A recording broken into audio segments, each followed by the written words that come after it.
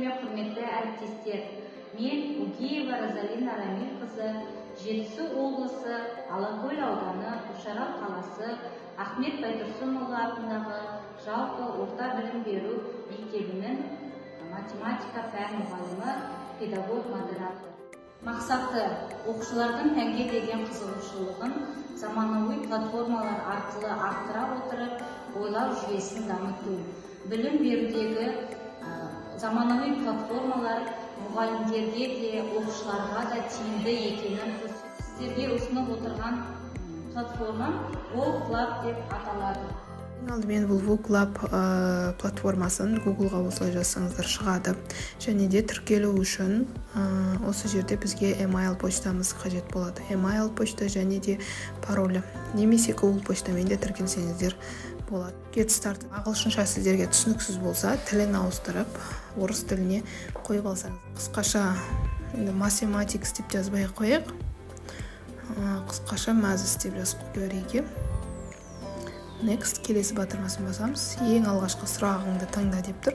Мына жерде сұрақтардың түрлері, сұрақтың түрлері, голосование, множественный выбор, открытый вопрос, перетащивать картинки деген сияқты.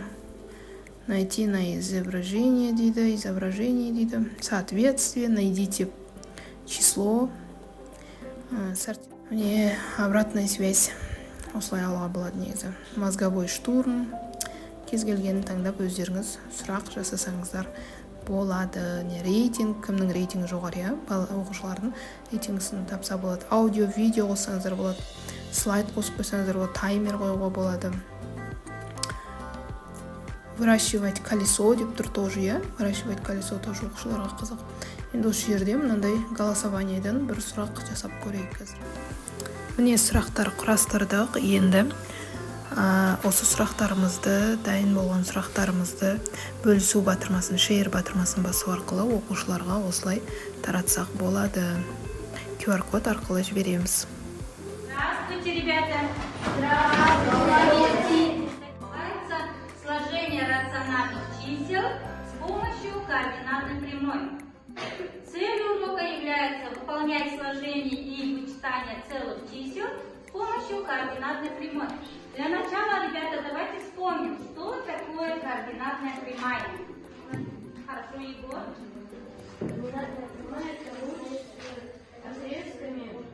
С единичным отрезком. С правой стороны находится положительный отрезок, слева отрицательный. От нуля, да? Хорошо. Вот у нас координатная прямая. Вот начало отчета в точке О от нуля. От нуля вправо идут у нас положительные числа, влево у нас отрицательные числа, да? Каждое деление, мы знаем, это у нас единичный отрезок. Значит, справа от нуля положительные числа, слева от нуля у нас отрицательные числа, да? Чтобы сложить рациональные числа с помощью координатной прямой, да, мы должны найти ту точку, в которой, допустим, минус 3, нам надо прибавить, допустим, 4, да?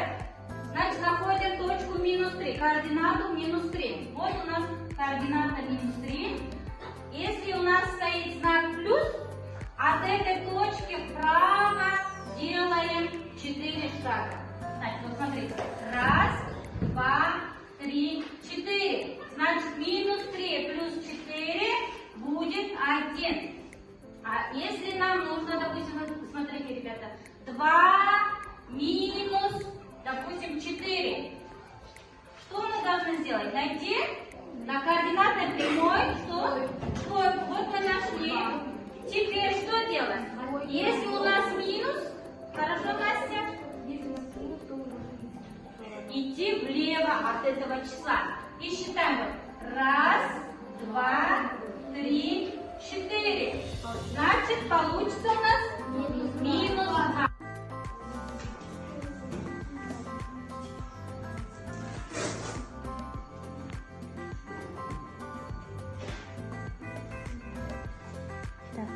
Второй вопрос не ответился, что ли?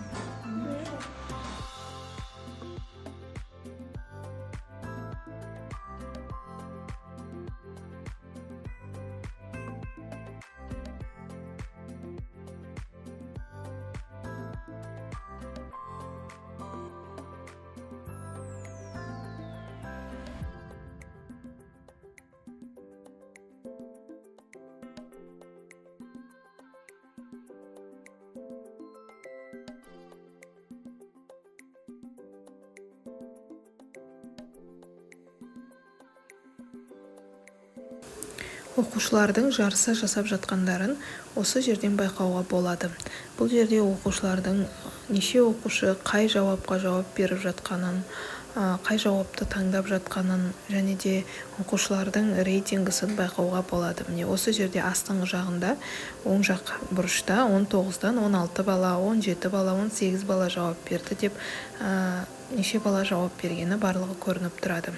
Және де мұғалім өзі оқушылардың әрбір сұраққа қай сұраққа жауап беретіндігін өзі бақылап отырады. Осы стрелканы басу арқылы келесі сұраққа өтсек, оқушылар да келесі екінші сұрақты жасайтын болады.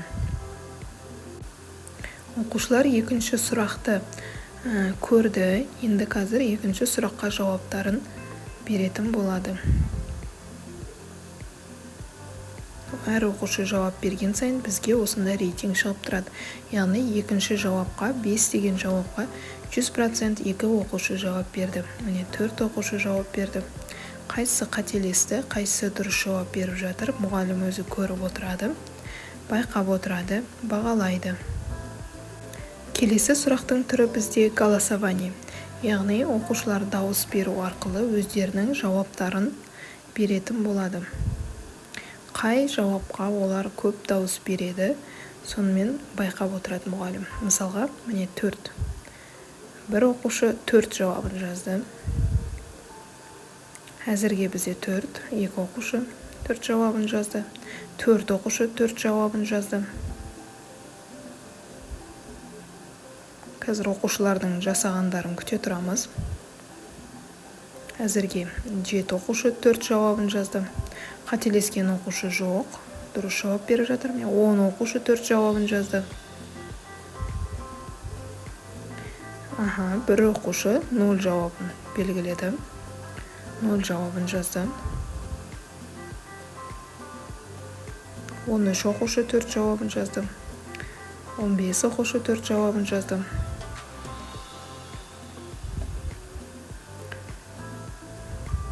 Әзірге 15, 16. Бір оқушы бір жауабын жазды. Яғни ол дұрыс емес бізде. Кішкентай 1 және 0 сандар тұрған. Ол бізде жауаптың дұрыс емес екенін білдіреді. Келесі сұрақ қайтадан бізде голосование.